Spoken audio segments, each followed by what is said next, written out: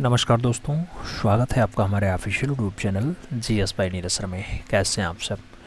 मैं आशा करता हूँ आप सब स्वस्थ हैं, खूब मस्त भी हैं और आप सब अपनी तैयारी टीजीटी आर्ट में पूरी शिद्दत के साथ व्यस्त हैं। व्यस्त रहिएगा मित्रों, क्योंकि टीजीटी आर्ट की जो डेट आई है आप भी जानते हैं 18 और 19 तारीख आई है। और पीजीटी की जो डेट आई है यूपी में, पीजीटी की डेट आप भी समझते हैं कि 15 और 16 अक्टूबर को डेट है। तो अब आपके पास ज़्यादा टाइम नहीं बचा हुआ है और अब आपको ज़्यादा से ज़्यादा अभ्यास कर लेना है, ज़्यादा से ज़्यादा सिलेबस पढ़ लेना है और उनसे जुड़े हुए क्वेश्चंस देखना है। इसी अभ्यास और चैप्टर्स को ध्यान में रखते हुए कल पहली क्लास हुई थी, आज ये दूसरी क्लास है और इस क्लास में हम लोग सिंधु घाटी सभ्यता से जुड़ा हुआ समस्त डाटा देखेंगे जो से जुड़ाव रखता है। आप समझते हैं सभी के अकॉर्डिंग इंडस वैली सिविलाइजेशन का अलग अलग तथ्य आता है। कई विद्वान इसका टाइम पीरियड आप देखते होंगे, जैसे माधव स्वरूप वत्स जी जो रंगपुर की उत्खनन की बात करते हैं 1953 के आसपास, और डीपी अग्रवाल जी इसका टाइम पीरियड 2350 से 1750 मानते हैं, 2350 से 1750 मानते हैं। ऐसे रेडियो कार्बन भी यही कहता है, C14 भी यही कहता है, लेकिन जब एनसीईआरटी के अकॉर्डिंग चलते हैं तो ये 2550 हो जाता है। 2550 से 1750 का टाइम हो जाता है। सबका अलग अलग है मित्रों। वैसे इसमें इस क्लास में हम पूरा विस्तार से देखेंगे कौन सा स्थल किसने खोजा है, हड़प्पा का प्रमुख नगर कौन सा रहा, हड़प्पा का विभाजन 2 स्तरों पे कौन कौन सा रहा, पूर्वी टीला, पश्चिमी दुर्ग टीला, इन सब पे अच्छे से बात करेंगे। हड़प्पा हो, मोहनजोदाड़ो हो, कालीबंगा हो, राखीगढ़ी हो, बनावली हो, रोपड़ हो, इन सब के बारे में बात करेंगे जो आपके परीक्षा में आ सकता है। तो कोई भी प्रश्न छूटेगा नहीं, कोई भी पॉइंट छूटेगा नहीं। पहले तो हम लोग चैप्टर पढ़ेंगे, फिर चैप्टर से जुड़ा हुआ MCQs भी देखेंगे। तो हल्के मत लीजिएगा, हर एक चैप्टर इम्पॉर्टेंट है, इम्पोर्टेंस के साथ ही उसे देखने का प्रयास करिएगा। और चैनल पे नए हैं तो सब्सक्राइब करिएगा, बेल आइकन जरूर प्रेस करिएगा, जिससे नोटिफिकेशन आपको समय से मिले और आप चैनल का भरपूर लाभ समय से प्राप्त करते रहें। आइए क्लास पे चलते हैं। सिंधु नदी घाटी में कला का उद्भव ईसा पूर्व 3री शताब्दी के उत्तरार्ध में हुआ। सिंधु नदी एवं उसकी सहायक नदियों के बीच पनपी सभ्यता को हम सिंधु घाटी की सभ्यता या फिर हड़प्पा सभ्यता के नाम से जानते हैं। सिंधु सभ्यता भारत के अतीत की सबसे पहली तस्वीर सिंधु घाटी सभ्यता में ही मिल जाती है। सिंधु सभ्यता का सामान्यतः जो संबंध है या सिंधु घाटी सभ्यता का संबंध मुख्यतः भारत और पाकिस्तान से जुड़ता है। सिंधु सभ्यता भारत की प्रथम नगरीय सभ्यता बताई जाती है, पहली नगरीय सभ्यता है। यह सभ्यता मुख्यतः वास्तुकला यानी भवन निर्माण के लिए जानी जाती है, तो वास्तुकला के लिए जानी जाती है। सिंधु सभ्यता को हम आद्य ऐतिहासिक काल के अंतर्गत रखते हैं। किस में रखते हैं? आद्य ऐतिहासिक काल के अंतर्गत रखते हैं। सिंधु सभ्यता के 2 प्रमुख स्थल होते हैं, एक तो मोहनजोदाड़ो, दूसरा हड़प्पा होता है। सिंधुवासी कौन सा वृक्ष पूजते थे मित्रों? तो पीपल वृक्ष की पूजा खूब बढ़िया से वो लोग करते थे। आगे बढ़ा जाए सिंधु सभ्यता की खोज की अगर हम बात करते हैं तो सिंधु सभ्यता की खोज जो है वो आप जानते हैं कि सर जर्नल कर्निंघम महोदय ने सर्वप्रथम हड़प्पा टीले का पता 1878 में लगाया था। 1921 में राय बहादुर दयाराम शाहनी ने हड़प्पा टीले का उत्खनन का कार्य करवाया, जिससे यह सभ्यता प्रकाश में आ जाती है। तो यह सभ्यता प्रकाश में लाने का काम किसका रहा मित्रों? राय बहादुर दयाराम शाहनी का रहा है। और आगे बढ़ा जाए तो कहा जाता है सिंधु सभ्यता में सर्वप्रथम हड़प्पा टीले की खोज के कारण इसे हड़प्पा सभ्यता भी कह दिया जाता है। मोहनजोदड़ो सिंधु सभ्यता का दूसरा महत्वपूर्ण स्थल है। क्या है मित्रों? मोहनजोदड़ो सिंधु सभ्यता का दूसरा महत्वपूर्ण स्थल है, जिसकी खुदाई 1922 में रखालदास बनर्जी ने किया था। किसने किया था मित्रों? रखालदास बनर्जी के द्वारा किया गया। आगे बढ़ा जाए, कहा जाता है सिंधु सभ्यता का समय क्या रहा? तो सिंधु सभ्यता के समय को लेकर के विभिन्न जो है विद्वान हैं उनमें अलग अलग मतभेद हो जाते हैं।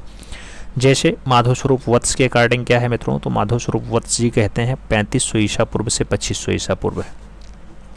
मार्टिन व्हीलर के अकॉर्डिंग आता है 2500 ईसा पूर्व से 1500 ईसा पूर्व। जॉन मार्शल के अकॉर्डिंग कहा जाता है 3250 से 2750 और बीपी अग्रवाल के अकॉर्डिंग कहा जाता है कि 2350 से 1750 का टाइम सही है। रेडियो कार्बन के अकॉर्डिंग जो कहा जाता है मित्रों, आप जानते हैं C14 के अकॉर्डिंग 2350 से 1750 का टाइम कहा जाता है और NCERT जो कहती है वो 2550 से 1750 ईसा पूर्व का डाटा बताती है कि ये हड़प्पा टाइम का काल रहा है। अब इसमें जो सबसे इम्पोर्टेंट है वो कौन कौन है मित्रों, आप जानते हो। इसमें से घूम घुमा के डीपी अग्रवाल कभी पूछ लिए गए हैं, कभी कभी जॉन मार्शल के अकॉर्डिंग पूछ लिया गया और ज़्यादातर रेडियो कार्बन के अकॉर्डिंग पूछा जाता है C14 क्या कहता है। तो याद रखना C14 2350 कहता है 1750, डीपी अग्रवाल 2350 से 1750 कहते हैं और जॉन मार्शल के अकॉर्डिंग 3250 से 2750 का दृश्य पूछा जाता है, याद रखना है। आगे कहा जाए सिंधु घाटी सभ्यता का सर्वाधिक मान्य तिथि कौन सा है, तो C14 वाला माना जाता है, यानी 2350 वाला माना जाता है, 2350 से 1750। सिंधु सभ्यता मेसोपोटामिया और मिस्र सभ्यताओं की समकालीन रही है। उधर चल रहा था मेसोपोटामिया, इधर चल रहा था मिस्र की सभ्यता, इधर भारत देश में सिंधु घाटी सभ्यता चल रही थी, तो इसी के समकालीन हो रही है। सिंधु सभ्यता का आकार पूछा जाता है कैसा है मित्रों, तो ट्रायंगल आकार का है, यानी त्रिभुजाकार है। क्षेत्रफल इसका 12,99,600 वर्ग किलोमीटर होता है मित्रों सिंधु घाटी सभ्यता का। सिंधु और उसकी सहायक नदियों की अगर बात करते हैं तो सिंधु नदी तो है ही, सिंधु नदी के साथ साथ क्या है, झेलम है, चिनाब है, रावी है, सतलज। ब्यास जो है सतलज की सहायक नदी होती है। तो ये सब आपकी सिंधु घाटी सभ्यता की नदियाँ हो जाती हैं। सिंधु सभ्यता के अन्य नाम की अगर बात करते हैं तो सिंधु घाटी सभ्यता कुछ लोग इसे कहते हैं, कुछ लोग हड़प्पा सभ्यता कहते हैं, कुछ लोग कांस्ययुगीन सभ्यता कहते हैं, कुछ लोग मेलुहा सभ्यता कह देते हैं और कुछ लोग पकाई गई ईंटों की सभ्यता के नाम से इसे पुकारते हैं मित्रों। तो याद रखना है ये सारे नाम हो जाते हैं सिंधु घाटी सभ्यता के। सिंधु सभ्यता का जो नगर विभाजन होता है वो कैसा होता है, तो सिंधु घाटी सभ्यता का जो नगर विभाजन है 2 स्तरों में किया जाता है मित्रों। पहले पश्चिमी या दुर्ग टीला और पूर्वी व नगर टीला, ये 2 भागों में बढ़ता है, पश्चिमी व पूर्वी या दुर्ग टीला या नगर टीला, याद रखना 2 भागों में इसे बांटा जाता है। आगे बढ़ा जाए तो कहा जाता है धौलावीरा सिंधु सभ्यता का एकमात्र ऐसा नगर था जिसका विभाजन 3 स्तरों पे रहा है। तो धौलावीरा का जो नगर था मित्रों उसको 3 स्टेप में बांटा गया, बाकी सभी को 2 स्टेप में बांटा गया है, याद रखना है। आगे बढ़ा जाए मित्रों, आप देख सकते हैं ये वाला दुर्ग वाला हिस्सा हो गया, ऊपरी हिस्सा दुर्ग हो गया और ये पूर्वी टीला समानांतर हो गया। तो ये पूर्वी टीला हो गया, ये दुर्ग टीला हो गया, 2 टाइप से नगर विभाजन रहा है। आगे बढ़ा जाए तो आगे कहा जाता है मित्रों हड़प्पा में जो है पाकिस्तान के कुछ प्रमुख स्थल आ जाते हैं, नदी आ जाती हैं, उत्खनन आ जाते हैं, वर्ष आ जाते हैं। खूब पूछा जाता है, इसको आपको याद रखना होगा। एक साइड में स्थल है, दूसरे साइड में उत्खनन करता है, तीसरे साइड में वर्ष है, चौथे साइड में स्थिति है और 5वें साइड में नदी का नाम दिया गया। जैसे नाम हड़प्पा का आता है, स्थल हड़प्पा है, दयाराम साहनी 1921 में इसका उत्खनन करवाते हैं। मांट गोमरू जिला होता है, पंजाब पाकिस्तान वाले बेल्ट में आता है, रावी नदी के किनारे स्थित है। मोहनजोदाड़ो की हम बात करते हैं, रखालदास बनर्जी इसके उत्खनन करता होते हैं, 1922 में उत्खनन होता है। सिंध प्रांत लखराना जिला या लरकाना जिला पाकिस्तान में ये भी है और सिंध नदी के किनारे ये पाया जाता है। चनहुदरों की हम बात करते हैं, जैसे NG मजूमदार का नाम आता है, 1931 का सन आता है, सिंध प्रांत पाकिस्तान में स्थित है और सिंधु नदी के किनारे आपका चनहुदरो पाया जाता है। आगे बढ़ा जाए कोट जीजी की बात की जाए तो ये जो है फजल अहमद का कार्य होता है, 1955 से 1957 के आसपास इसकी उत्खनन का कार्य होता है, सिंध प्रांत पाकिस्तान में पाया जाता है और सिंधु नदी के किनारे ये स्थित है आपका कोट जीजी। जबकि सोतका गेंडोर की हम बात करते हैं, सोतका गेंडोर की अगर बात करते हैं तो ये RL स्टैंड के द्वारा जो है उत्खनन कराया जाता है, 1927 में उत्खनन होता है, बलूचिस्तान प्रांत में आता है, यानी बलूचिस्तान पाकिस्तान में आता है और दाशक नदी के किनारे फाइनली आपका सुरका गेंडोर पाया जाता है। ऐसे ये तो पाकिस्तान वाले हो गए। अब भारत के प्रमुख स्थलों की बात कर लेते हैं। तो मित्रों भारत के प्रमुख स्थलों में आप देखना, तो भारत के प्रमुख स्थलों में आपका जो नाम जुड़ेगा उसमें सबसे पहला नाम रंगपुर का आता है मित्रों। माधव स्वरूप वत्स इसके उत्खनन करता होते हैं, 1953 में उत्खनन होता है। अहमदाबाद काठियावाड़ गुजरात बेल्ट में आता है और नदी जो है वो भादर नदी है। कौन सी नदी है? भादर नदी बहती है मित्रों। दूसरा स्थान आता है लोथल, सबसे इंपॉर्टेंट है, रंगनाथ राव ने इसका उत्खनन कराया था, 1955 में इसका उत्खनन हुआ था। अहमदाबाद गुजरात वाले बेल्ट में आता है और भोगवा नदी के किनारे फाइनली आपका लोथल पाया जाता है। शुरकोटदा की हम बात करते हैं तो JP जोशी फाइनली इसके उत्खनन करता होते हैं, 1964 में उत्खनन होता है। कच्छ गुजरात वाला बेल्ट होता है और सरस्वती नदी के किनारे फाइनली ये पाया जाता है शुरकोटदा। और आगे बढ़ा जाए मित्रों तो और आगे स्थलों में जैसा नाम आता है, आप नाम देखोगे धौलावीरा, नाम खूब सुना होगा आपने धौलावीरा, रणवीर सिंह बिष्ट नहीं, रविंदर सिंह बिष्ट नाम लिखा है, याद रखना। धौलावीरा के उत्खननकर्ता रविंदर सिंह बिष्ट होते हैं। 1990 से 91 के बीच का टाइम पीरियड होता है। कच्छ वाला बेल्ट होता है, यानी गुजरात में है, और मनसर मनहार नदी फाइनली बहती है धौलावीरा के किनारे। देशलपुर की हम बात करते हैं, केबी सौदार राजन फाइनली नाम आता है। 1963 से 1964 का कार्यकाल होता है उत्खनन का। कच्छ वाला बेल्ट है, गुजरात में पाया जाता है। और वामू चेला फाइनली नदी बहती है मित्रों, उसके किनारे आपका देशलपुर स्थित है। हम रोपड़ की बात करते हैं तो रोपड़ मित्रों यज्ञदत्त शर्मा के द्वारा उत्खनन कराया गया है। 1953 से 55 के बीच हुआ है और फाइनली पंजाब भारत वाले हिस्से में आता है। सतलज नदी किनारे बहती है, उसी के किनारे फाइनली आपका रोपड़ स्थित है। और आगे बढ़े मित्रों तो आगे कहा जाता है बनवाली। बनवाली की बात करते हैं, रविंद्र सिंह बिष्ट फाइनली 1973-74 में इसका उत्खनन करवाते हैं। हिसार हरियाणा में आता है मित्रों। और रंगोई नदी फाइनली बहती है किसके किनारे, बनवाली के किनारे मित्रों। आगे राखीगढ़ी का नाम दिया जाता है। सूरज भान ने इसका उत्खनन करवाया था मित्रों राखीगढ़ी का। और फाइनली 1969 कब 1969 में फाइनली इसका उत्खनन होता है। हिसार हरियाणा वाले बेल्ट में आता है और फाइनली सरस्वती नदी के किनारे स्थित है आपका क्या, राखीगढ़ी। कालीबंगा की बात करते हैं मित्रों। कालीबंगा बीबी लाल और बी के थापर के द्वारा उत्खनन कराया गया। 1961 में इसका उत्खनन होता है। हनुमानगढ़ जिला राजस्थान में फाइनली स्थित है और घग्घर नदी के किनारे ये पाया जाता है। तो याद रखना कालीबंगा घग्घर नदी के किनारे स्थित है।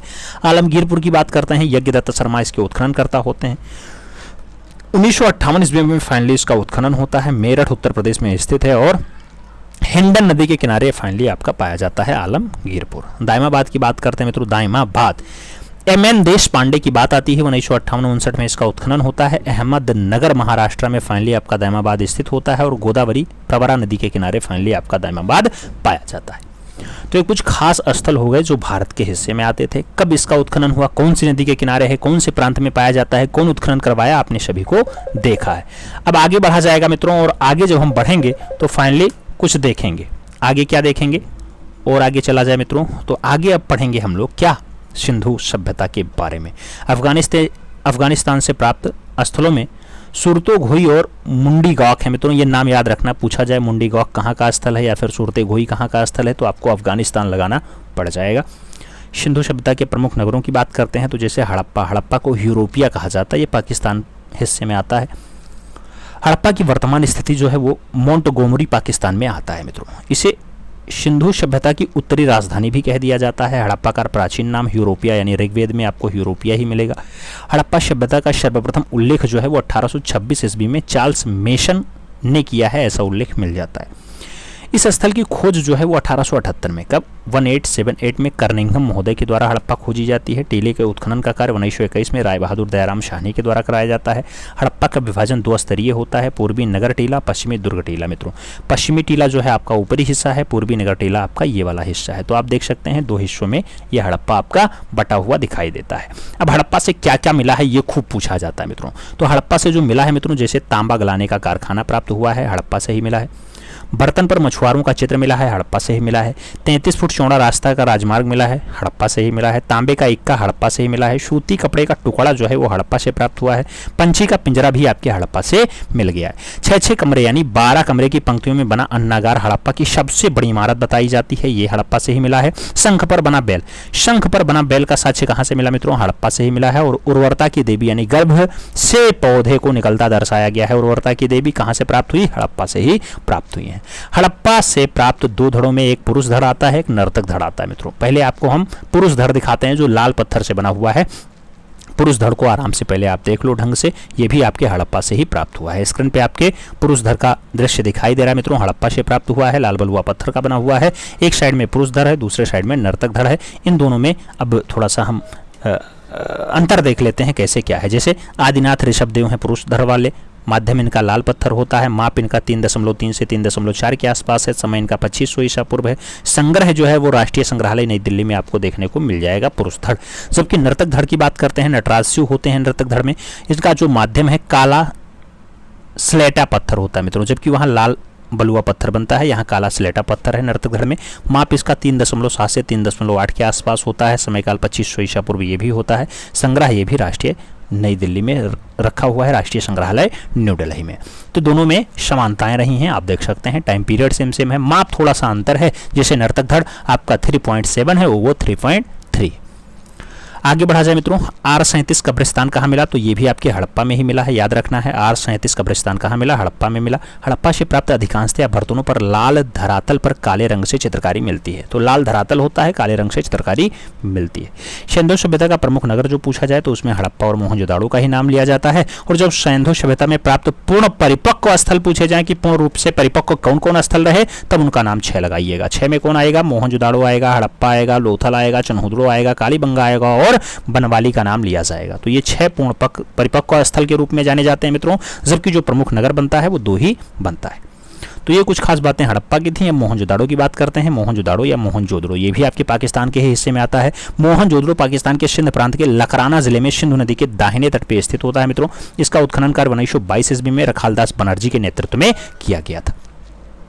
मोहनजोदाड़ो से हड़प्पा की दूरी जो है वो 483 किलोमीटर है मित्रों। और मोहनजोदाड़ो का जो शाब्दिक अर्थ होता है मृतकों का टीला होता है। क्या होता है, मृतकों का टीला होता है। ये मोहनजोदाड़ो का शाब्दिक अर्थ बनता है मित्रों। मोहनजोदाड़ो से प्राप्त अवशेष की अगर हम बात करते हैं तो क्या क्या मिला मित्रों, यहाँ पे अन्नागार मिला, सबसे बड़ी इमारत यहाँ अन्नागार की है। शवदाह का अवशेष मिला है मित्रों, तो शवाधान का जो है अवशेष मिल गया है। इसके साथ बृहद स्नानागार मिला, नहाने वाला बहुत बड़ा कुंड मिल गया मित्रों। नर्तकी की कांस्य प्रतिमा मिली। पूछा जाता है नर्तकी किस माध्यम में है, कांसा माध्यम में है। हाइट ही दिखा देते हैं आपको, ये है डांसिंग गर्ल मित्रों। आपसे इस बार भी पूछा गया था, 2021 वाला पेपर हुआ था उसमें भी पूछा गया था इसका माप। तो आपसे जब माप पूछा जाए तो आप याद रखना है यहाँ पे जो माप बनेगा मित्रों वो माप आपका 10.5 सेंटीमीटर बनेगा, या इंच में पूछे तो 4.10 इंची लंबाई आती है एनसीईआरटी के अकॉर्डिंग। 9.2 ज़्यादातर लोग लगा के आए थे, गलत हो गया था। तो ये आपकी मोहनजोदाड़ो की नर्तकी होती है। नर्तकी की प्रतिमा है, माप 10.5 गुणे 5 गुणे 2.5 सेंटीमीटर, या इंच में बात करें तो 4.10 इंचेस इसकी लंबाई होती है मित्रों। 10.5 इसकी लंबाई है, चौड़ाई इसकी 5 है, ऊंचाई इसकी 2 नहीं, यहाँ पे ऊंचाई 10.5 है मित्रों। ऊंचाई 10.5 है, याद रखना है। उसके बाद 5 इसकी चौड़ाई ली गई है, 5 इसकी चौड़ाई ली गई है और 2.5 इसकी मोटाई ली गई है, मोटाई। ठीक है। माध्यम जो होता है वो कांसा माध्यम है, यानी ब्रॉन्ज माध्यम होता है। ढलाई की विधि कैसी है, मधुचिस्टिंग विधि है, याद रखना मित्रों। बहुत डीप में जाएगा तो मधुचिस्टिंग विधि पूछेगा। संग्रह कहाँ पे रखा हुआ है, तो राष्ट्रीय संग्रहालय नई दिल्ली में रखा है। लंबाई आपका 10.5 सेंटीमीटर है, चौड़ाई आपका 5 सेंटीमीटर है, मोटाई आपका 2.5 सेंटीमीटर दिया गया। मुद्रा जो है वो त्रिभंग मुद्रा है। आपसे पूछा जा सकता है कैसा रहा, तो मुद्रा आपका त्रिभंग मुद्रा यहाँ पे दिखाई दे जाएगा मित्रों। मोहनजोदाड़ो से प्राप्त हुई है, यह दृश्य आपको याद रखना है। अब मोहनजोदाड़ो का एक दाढ़ी वाला सुंदर योगी की मूर्ति आपको दिखाते हैं मित्रों, देख लो, बहुत बढ़िया से है। दाढ़ी वाला सुंदर योगी की मूर्ति कहां से मिली मित्रों, आपके मोहनजोदड़ो से मिली है। मोहनजोदाड़ो में और क्या क्या मिला, जैसे मातृ देवी की प्रतिमा मिली है, जेड हार मिला है, हाथी के कपाल मिले हैं, घोड़े के दांत और हाथी के कपाल मिल गए हैं मित्रों, बंदर की मूर्ति मिल गई है, पशुपति मुहर मिली है, शाभा भवन मिला है मित्रों, दाढ़ी वाले पुजारी की प्रतिमा मिल गई है, स्वास्तिक चिन्ह का युक्त मूर्ति मिल गई है, और महाविद्यालय का साक्ष्य भी आपके मोहनजोदड़ो या मोहनजोदाड़ो से मिला है।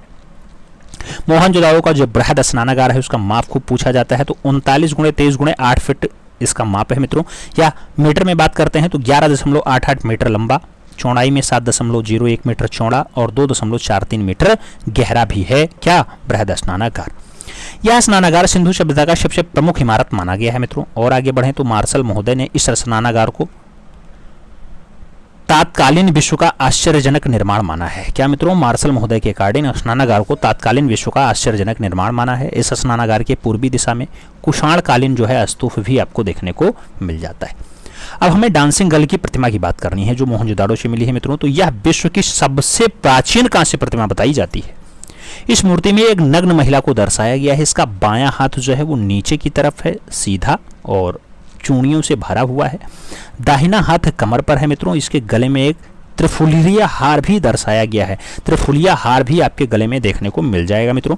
मूर्ति की लंबाई 10.5 सेंटीमीटर या इंच में 4.1 इंच जाती है। यह मूर्ति कास्ट जो हुई है वो फाइनली मधुचिस्टिंग विधि में बनाई गई है। ये विधि आपको याद रखना होगा, डांसिंग गर्ल के लिए आएगा। हड़प्पा से प्राप्त हुई है, याद रखना। अब पुजारी की प्रतिमा की हम बात कर लेते हैं मित्रों। पुजारी आप जानते हैं, योगी की मूर्ति मिली थी ना, पुजारी की प्रतिमा भी मिली है। तो आपको पुजारी की प्रतिमा की बात करते हैं। इस प्रतिमा को पुजारी की प्रतिमा या त्रिफुलिया शाल वाले योगी, क्या त्रिफुलिया शॉल वाले योगी की प्रतिमा या दाढ़ी वाले योगी की प्रतिमा के नाम से भी पुकार लिया जाता है। माध्यम सफेद बलुआ पत्थर होता है। माप इसका 17.5 सेंटीमीटर या फिर 7 इंच होता है। और जो संग्रह है ये राष्ट्रीय संग्रहालय कराची पाकिस्तान में आपको देखने को मिल जाएगा मित्रों। तो आप पुजारी वाली प्रतिमा को कहाँ पा सकते हैं मित्रों, आपको कराची जाना पड़ेगा, वहाँ का राष्ट्रीय संग्रहालय खंगालना पड़ेगा। मातृ देवी की प्रतिमा या फिर मदर गॉडेस की बात करते हैं, ये प्रतिमा आपके सामने दिखाई देती है मित्रों, आप देख रहे हैं मातृ देवी की प्रतिमा मदर गॉडेस, ये मोहनजोदाड़ो से मिली है, मरण मूर्तियां आपको दिखाई देती हैं। इसका जो माध्यम दिखाई देता है मित्रों टेराकोटा यानी पकी हुई मिट्टी से है। इसकी जो माप आती है 22 सेंटीमीटर या फिर इंचेज में आए तो 8.8 इंचेज आता है। इसका संग्रह राष्ट्रीय संग्रहालय नई दिल्ली है, याद रखना है मित्रों, तो आपको ज़्यादा टेंशन लेने की जरूरत नहीं है, दिल्ली जाना देख लेना। टेराकोटा की बात करते हैं, टेराकोटा माध्यम में बना यह मूर्ति चिकोटी विधि, कौन सी विधि मित्रों, चिकोटी विधि में बनाई गई है। इस मूर्ति के शिल्प पर पंखे नुमा व कपनुमा आकार की टोपी भी आपको दिखाई देती है, यानी मुकुट भी आपको देखने को यहाँ पे मिल जाता है। और आगे बढ़े मित्रों, पशुपति मोहर की बात कर लेते हैं। पशुपति मोहर कैसा मिला मित्रों, तो माध्यम जो होता है वो स्टेटाइड होता है, सिलखड़ी पत्थर में है मित्रों। क्या, पशुपति मोहर सिलखड़ी पत्थर में आता है मित्रों, स्टेटाइड या सिलखड़ी पत्थर है। पालथी मारकर बैठा मनुष्य आकृति और 3 मुख वाले देवता को दर्शाया गया है इसमें मित्रों पशुपति मोहर में। पशुपति की इस आकृति में 3 सिंह वाले मुकुट को भी दर्शा दिया गया है। आकृति के दाएं तरफ हाथी और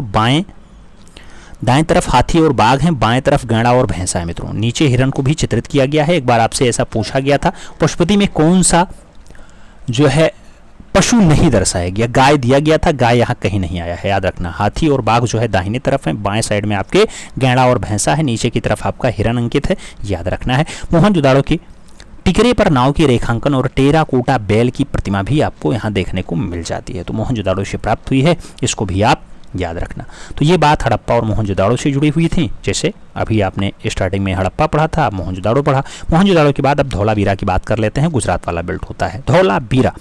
धौलावीरा की अगर बात करते हैं मित्रों, तो धौलावीरा आप जानते हैं कि सिंधु सभ्यता क्या होता है, सिंधु सभ्यता का एकमात्र ऐसा नगर था जिसका विभाजन त्रिस्तरीय पद्धति पर किया गया, जबकि अन्य नगरों का जो विभाजन है 2 स्तरों में हुआ है। धौलावीरा हमने बताया था दुर्ग भी है, मध्य टीला भी है और नगर टीला भी है। तीनों का माध्यम आप एक साथ देख सकते हैं, जैसे नगर टीला भी है, मध्य टीला भी है और दुर्ग टीला भी है। इसको 3 खंडों में बांटा गया। बाकी सभी नगर जो है आपके 2 डायमेंशनल में है, 2 स्तरीय है मित्रों। 2 स्तरीयों में कौन कौन सा आता था, एक पश्चिमी टीला एक पूर्वी टीला आता था, यहाँ मध्य टीला नहीं होता था। वर्तमान में जो धौलावीरा है मित्रों, ये आप जानते हैं सिंधु सभ्यता का भारत में दूसरा सबसे बड़ा जो है स्थल बताया जाता है। भारत में सिंधु सभ्यता का दूसरा सबसे बड़ा स्थल बताया जाता है। धौलावीरा को 2021 कब 2021 में यूनेस्को द्वारा विश्व धरोहर स्थल की सूची में भी ले लिया गया है, शामिल कर लिया गया है। इस नगर के किलेबंदी के भी साक्ष्य मिल गए हैं कि किलाबंदी भी हुआ है। सिंधु सभ्यता से प्राप्त नवीनतम शहरों में भी इसे माना जाता है, किसको, धौलावीरा को। तो आपसे पूछा जाए मित्रों धौलावीरा कहाँ है, आप क्या कहोगे, धौलावीरा कहाँ है, गुजरात वाला बेल्ट होता है। आगे बढ़ा जाए, धौलावीरा से प्राप्त अवशेष की बात करते हैं, तो बांध मिला है मित्रों, पालिशदार श्वेत पत्थर मिले हैं, स्टेडियम मिल गया है, तटबंध मिल गए हैं और बड़े आकार के 10 बड़े आकार के साकेताक्षर वाले जो है अभिलेख आपको धौलावीरा से ही देखने को मिल जाते हैं। तो ये सब साक्ष्य कहाँ से मिले मित्रों, स्टेडियम कहाँ से मिला, धौलावीरा से मिला। पालिशदार श्वेत पत्थर कहाँ से मिले, आपके धौलावीरा से मिले। तटबंध का उल्लेख कहाँ मिला, धौलावीरा से ही मिला है। तांबे की बटन कालीबंगा से मिला है, तांबे का बतख चनहुदड़ो से मिला है, तांबे का हंस लोथल से मिला है, तांबे का वाणाग जो है वनवाली से मिला है और तांबे का रथ जो है वो दायमाबाद से मिला है। ये बात भी आपको याद रखनी होगी। दायमाबाद आपको पता होगा कि दायमाबाद महाराष्ट्र वाला बेल्ट होता है, गोदावरी प्रवरा नदी के किनारे स्थित होता है और MS देशपांडे के द्वारा फाइनली इसका उत्खनन कराया गया था। तो ये बात धौलावीरा की हो गई। चनहुदड़ो को पढ़ लेते हैं। चनहुदड़ो पाकिस्तान वाला बेल्ट होता है मित्रों। चनहुदड़ो से प्राप्त अवशेष की अगर बात करते हैं तो कुत्ते को बिल्ली का पीछा करते हुए चित्र दिखाया गया, चनहुदड़ो से मिला। सौंदर्य प्रसाधन चनहुदड़ो से मिला। अलंकृत हाथी चनहुदड़ो से मिली। लिपस्टिक जो महिलाएं यूज करती थी वो चनहुदड़ो से मिला है मित्रों। वक्राकार ईंटें कहाँ से मिली हैं, तो इसका साक्ष्य भी आपके चनहुदड़ो से प्राप्त हुआ है। तांबे के बतख का साक्ष्य कहाँ से मिला, चनहुदड़ो से ही मिला है मित्रों। आगे बढ़ते हैं, मनका बनाने का कारखाना कहाँ से मिला, तो ये भी आपके चनहुदड़ो से प्राप्त हुआ। और बिना गढ़ वाले अकेला सिंधु नगर जो है वो कौन सा है, तो आपका चनहुदड़ो ही बताया जाता है। तो चनहुदड़ो के बाद अब कालीबंगा की बात आती है। राजस्थान वाला बेल्ट होता है। अवशेष क्या मिले, काले रंग की चूड़ियां आपके कालीबंगा से प्राप्त हुई हैं मित्रों। जुते हुए खेत का साक्ष्य कहां से मिला, तो जुते हुए खेत का साक्ष्य भी आपके कहां से मिला मित्रों, आप जानते हैं जुते हुए खेत का साक्ष्य कालीबंगा से ही प्राप्त हुआ है। घरों में कुएं के साक्ष्य कालीबंगा से मिले हैं। तांबे की बटन कालीबंगा से मिली है। बेलनाकार मोहर यानी सिलेंडर सील जो आपका आता है वो भी आपके कालीबंगा से ही प्राप्त हुआ है। लकड़ी की नालियों का साक्ष्य मिला है आपके जो है कालीबंगा से ही। आप हमन कुंड देखेंगे कालीबंगा से ही मिला है। और कांसे की जो सुई आती है मित्रों ये भी आपके कालीबंगा से ही प्राप्त हुई है। उसके बाद ऊंट की हड्डियां आपके कालीबंगा से ही मिली हैं। और कालीबंगा का शाब्दिक अर्थ होता है काले रंग की चूड़ियां। तो अभी आपने ऊपर देखा ही था कि काले रंग की चूड़ियां का अवशेष कहाँ मिला, आपने कहा तुरंत कालीबंगा। तो ये बात कालीबंगा की हो गई। अब लोथल की बात कर लेते हैं। लोथल गुजरात वाला बेल्ट होता है मित्रों। लोथल सिंधु सभ्यता का बंदरगाह नगर या फिर डाकयार्ड भी कहा जाता है। खूब पूछा जाता है आपसे क्वेश्चन। लोथल को सिंधु सभ्यता का मानचेस्टर भी कहा जाता है। क्या कहा जाता है? मानचेस्टर। लोथल मोहनजोदाड़ो का लगभग 600 मील यानी 960 किलोमीटर दक्षिण पूर्व में जो है स्थित बताया जाता है। प्राप्त अवशेष की अगर बात करते हैं तो लोथल से गोदीवाड़ा के साक्ष्य मिले हैं, यानी जहाज बनाने का कारखाना आपको यहाँ देखने को मिल गया। तांबे के हंस का साक्ष्य आपके लोथल से ही मिला है। तराजू के साक्ष्य और पत्थर के बांट का जो उल्लेख है वो भी आपके लोथल से ही मिला मित्रों। लोथल में और क्या मिला? शतरंज के नमूने का साक्ष्य भी आपको लोथल से देखने को मिल गया है। जहाजों की पेंदी आपके लोथल से ही मिली है मित्रों, जहाजों की पेंदी। हाथी दांत का जो पैमाना है वो भी आपके लोथल से मिला है। अनाज पीसने की चक्की आपके लोथल से मिली है। धान की भूसी लोथल से मिली है। मोती बनाने की भट्टी आपके लोथल से मिली है। 16 के अनुपात में जो है फारसी की मोहरें आती हैं वो भी आपके लोथल से ही प्राप्त हुई हैं। और युग्म समाधियां यानी दोनों लोगों को एक साथ दफनाने का काम भी लोथल में ही हुआ है। 17 कब्रों की जब बात आती है मित्रों तो 17 कब्रों का उल्लेख भी आपके लोथल से ही हुआ है। और मृदभांड पे चित्रांकित पंचतंत्र की कहानी धूर्त लोमड़ी का कथा भी आपके लोथल से ही प्राप्त हुआ है। उसके साथ नाव और दिशा मापक यंत्र की जब बात करते हैं मित्रों तो इसका भी साक्ष्य आपके लोथल से ही प्राप्त बताया जाता है। तो ये कुछ खास बातें थी जो लोथल से थी। अब बनवाली की बात कर लेते हैं मित्रों। बनवाली या हरियाणा वाला बेल्ट होता है, हिसार जिले के प्राचीन सरस्वती नदी के किनारे स्थित होता है। इसमें क्या क्या मिला मित्रों बनवाली से? तो मिट्टी के बर्तन मिले हैं फाइनली आपके बनवाली से। उसके साथ सेलखड़ी की मोहरें आपको मिल जाती हैं।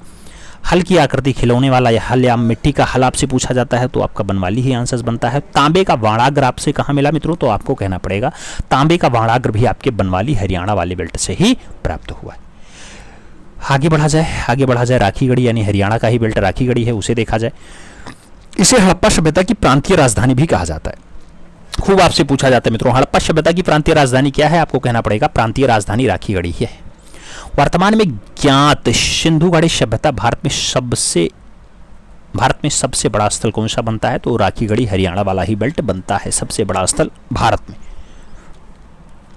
तो राखीगढ़ी हरियाणा वाला बेल्ट होता है, सिंधु सभ्यता की प्रांतीय राजधानी भी कहा जाता है।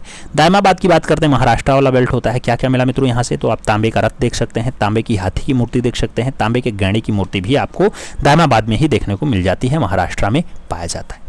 आगे मीताथल की बात करते हैं। मीताथल आपके हरियाणा वाले बेल्ट में होता है। यहाँ से क्या मिला? मीताथल से आपके शंख की चूड़ी मिली। क्या मिली? शंख की चूड़ी मिली है मित्रों आपके मीताथल से, याद रखना है। आलमगीरपुर उत्तर प्रदेश की बात करते हैं। प्राप्त अवशेष क्या है? रोटी बेलने की चौकी। रोटी बेलने की चौकी का साक्ष्य कहाँ से मिला मित्रों? तो आप याद रखना है उत्तर प्रदेश आलमगीरपुर इसके लिए सही जवाब बनता है। अब इसके बाद सिंधु घाटी सभ्यता के प्रतीक चिन्ह और उनके महत्व को हम देख लेते हैं। जैसे मातृ देवी आई तो इनका महत्व क्या बना? मातृ देवी जो है मुख्य इष्ट देवी बताई गई सिंधु घाटी सभ्यता की। पशुपति शिव आया तो योगीश्वर के रूप में दर्शाया गया। कुबड़ वाला बैल आया मित्रों तो पवित्र पशु बताया गया। कबूतर आया तो पवित्र पक्षी बता दिया गया। पीपल आया तो पवित्र वृक्ष बता दिया गया। स्वास्तिक आया तो सूर्य उपासना का प्रतीक बता दिया गया। और ताबीज की जब बात आती है, ताबीज तो प्रजनन शक्ति का प्रतीक ताबीज को बताया गया। और बकरा जो आया, बकरा को बलि का प्रतीक बताया गया सिंधु घाटी सभ्यता में। तो इन सभी प्रतीकों से ऐसे ऐसे साक्ष्य निकाले गए, ऐसे ऐसे महत्व की बात बताई गई। अब और आगे बढ़ते हैं मित्रों, सिंधु घाटी सभ्यता की विशेषता को पढ़ते हैं। जैसे सिंधुवासी जौ गेहूं मुख्य फसल होती है। तिल, मटर, चावल, कपास व्यावसायिक फसलों की खेती करते थे। सिंधुवासी नारियल, खजूर, आम, तरबूज आदि फलों का सेवन करते थे, जिसकी जानकारी मृदभांडों पर अंकित चित्रों से ज्ञात हो जाती है।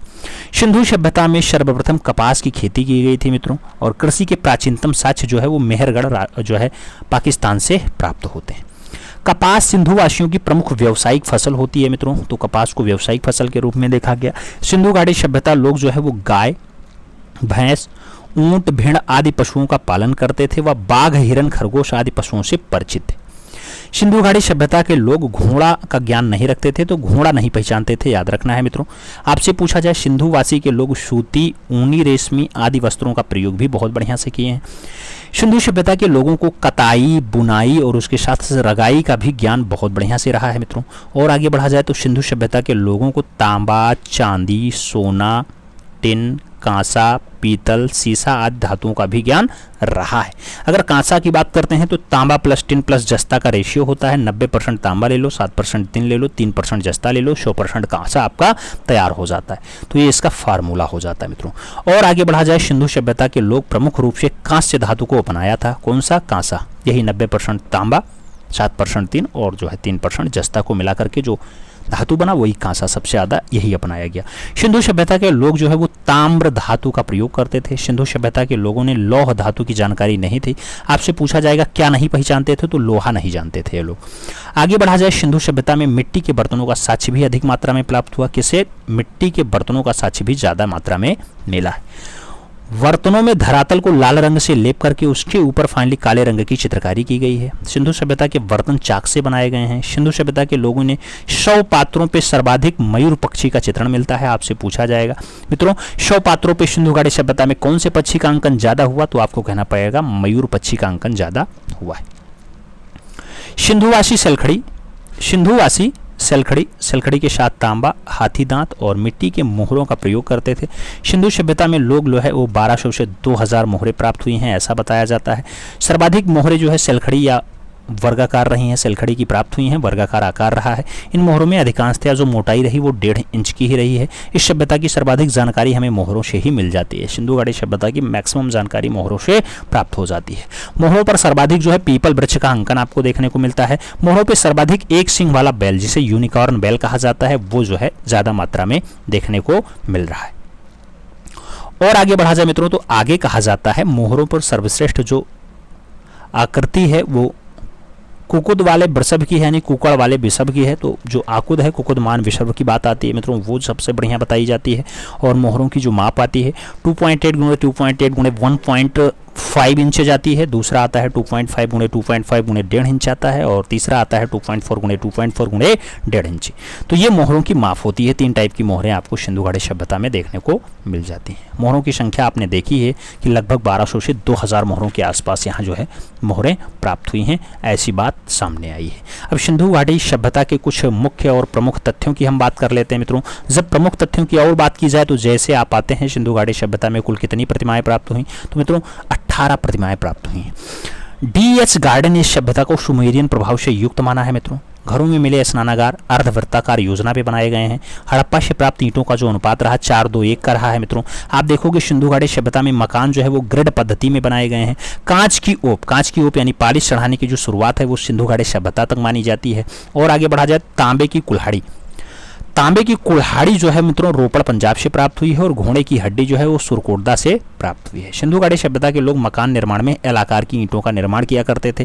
भीषण अग्निकांड के साक्ष्य जो है वो रोजदी से आपको मिल जाएंगे। ज्यादा तगड़ा जो अग्निकांड हुआ था मित्रों वो आपके रोजदी से मिल जाएगा। और आगे बढ़े तो सिंचाई के लिए नहर प्रयोग और माड़ो राजस्थान नामक स्थान से आपका नहर सिंचाई का साक्ष्य मिल जाता है। सिंधु सभ्यता मात्र सत्तात्मक सभ्यता रही है, याद रखना। आज जैसे पुरुष सत्तात्मक चल रहा है वैसे पहले मात्र सत्तात्मक रहती थी।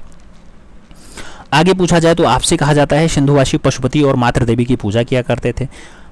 मूर्ति पूजा का प्रारंभ जो है सिंधु सभ्यता से ही माना जाता है मित्रों। मन के बनाने के कारखाने लोथल और चुनौदरों से प्राप्त हो जाते हैं। धान की भूसी का साक्ष्य आपके लोथलपुर और फाइनली रंगपुर से मिल जाता है। तो लोथल और रंगपुर से आपके धान की भूसी का साक्ष्य मिल जाता है।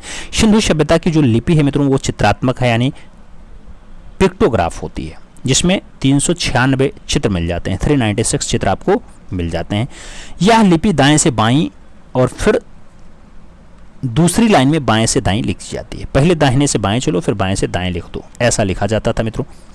वर्तमान में भारत में खोजे गए हड़प्पा स्थल सबसे विशाल नगर जो है वो राखीगढ़ी होता है, जिसे प्रांतीय राजधानी भी कहा गया है। सिंधु सभ्यता के लोग तलवार से परिचित नहीं थे। जैसे लोहा नहीं जानते थे, घोड़ा नहीं जानते थे, ऐसे तलवार भी नहीं जानते थे। हड़प्पा सभ्यता के सर्वोत्तम कला कृतियां मोहरों पर मिल जाती हैं मित्रों। तो सबसे बढ़िया जो कला होती है वो मोहरों पे मिल जाती है। सिंधु सभ्यता में चित्रावली जो है या चित्रकला संबंधित सर्वाधिक जानकारी बर्तनों पर की गई है। तो बर्तनों से हमें ज़्यादा जानकारियाँ मिलती हैं चित्रकला की।